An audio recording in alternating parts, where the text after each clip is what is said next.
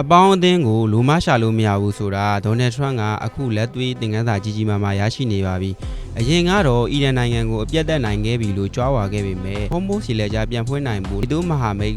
တွေစီကိုအကူအညီတောင်းနေရပါတယ်။တကယ်တော့ဒီရေလက်ကြားကိုဒေါ်နယ်ထရန့်ကစစ်ရှုံးသွားပြီလို့နှိမ်ချပြောဆိုခဲ့တဲ့အီရန်ကပဲပိတ်ထားခဲ့တာပါ။ဒီလက်ကြားပိတ်တာကြားလေးကမ္ဘာစီးပွားရေးကပျက်စီးလာပြီးတော့စီစည်းတွေကတက်လာလေးဖြစ်တဲ့အတွက်ကြောင့်မလို့ဒေါ်နယ်ထရန့်ကလည်းမတက်တာတဲ့အဆုံးမှာနေသူမဟာမိတ်တွေကိုအကူအညီတောင်းခဲ့ရတာပဲဖြစ်ပါတယ်။ဒါပေမဲ့နေသူမဟာမိတ်တွေဘက်ကကြတော့လေကူညီဖို့ဝင်လေးနေပါတယ်။ဘာဖြစ်လို့လဲဆိုတော့သူစစ်စားတိုက်တုံးကဘသူ့ကိုမှမတိုင်ပင်ခဲ့တဲ့အပြင်အခုချိန်ကျမှသူ့လက်အောက်ခံနိုင်ငံတွေလိုခိုင်းရင်လိုခိုင်းမယ်ဆိုတဲ့အပြုမှုမျိုးဖြစ်နေပါတယ်။စစ်ပွဲကဘယ်လိုအဆုံးသတ်မလဲဆိုတာရေရရာမရှိတော့အဆုံးမဲ့တဲ့စစ်နုံထဲမှာပါသွားမှာကိုလည်းနေသူမဟာမိတ်တွေကကြောက်နေပါတယ်။ပြီးတော့ကြတော့အတူတူတိုက်ပြီးမှဒေါ်နယ်ထရန့်အကျင့်တိုင်းပဲသူတယောက်တည်းနာမည်ကောင်းဝင်ယူသွားမှာကိုလည်း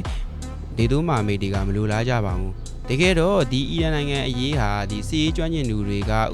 ပြုလုပ်ခဲ့တာမဟုတ်ဘဲနဲ့ထရန့်ရဲ့တမန်ကူရှနာတို့နဲ့ဒီအစ္စရေးဝန်ကြီးတို့ပေါင်းပြီးတော့ဆွန်စားကန်းတစ်ခုလိုလုပ်ခဲ့ကြတာပဲဖြစ်ပါတယ်။ဒေါ်နယ်ထရန့်ကလည်းအမေရိကန်နိုင်ငံရဲ့စစ်တပ်အင်အားကိုယုံကြည်မှုလွန်ခဲ့ပြီးတော့အီရန်အစိုးရကအလဲတကူပြုတ်ကျသွားမယ်ခေါင်းဆောင်တွေတည်သွားရင်ပြုတ်ကျသွားမယ်လို့ထင်ခဲ့တာပဲဖြစ်ပါတယ်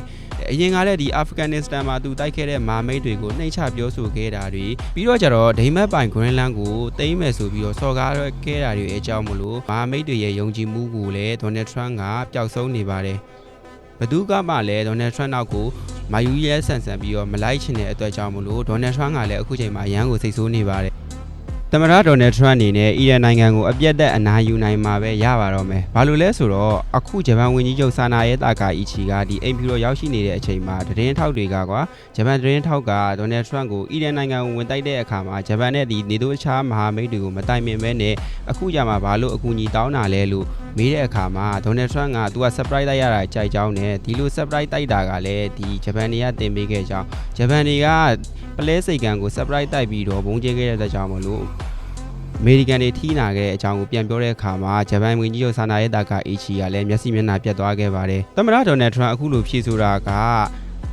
သူ့ personal ရပြောလိုက်ပေမဲ့တကယ်တမ်းဆိုရင်အဲ့စကားကတမိုင်းတွင်သွားပါပြီ။တကယ်လို့အီရန်နိုင်ငံကိုမနိုင်ဘဲနဲ့တနေ့နေ့တစ်ချိန်မှာအီရန်နိုင်ငံကအင်အားကြီးလာပြီးတော့နျူကလီးယားလက်နက်ပိုင်ဆိုင်လာတဲ့အခါမှာလည်းအစ္စရေးနိုင်ငံကို surprise ဆိုပြီးတော့နျူကလီးယားလက်နက်နဲ့တိုက်ခိုက်နိုင်ပါတယ်။အစ္စရေးနိုင်ငံဖြစ်တည်လာတဲ့အခါမှာစန့်ကျင်တဲ့နိုင်ငံတွေရဲ့ထိပ်ဆုံးမှာအီရန်နိုင်ငံကရှိတဲ့အတွက်ကြောင့်မလို့အခုခါမှာတော့မှလည်း Hamas တို့ Hezbollah တို့ Houthi စတဲ့အကြမ်းဖက်အဖွဲ့တွေကိုထောက်ပံ့နေပြီးတော့အီရန်နျူကလီးယားလက်နက်ရရင်လည်းအစ္စရေးအနေနဲ့နိုင်ငံပျောက်သွားနိုင်ပါတယ်။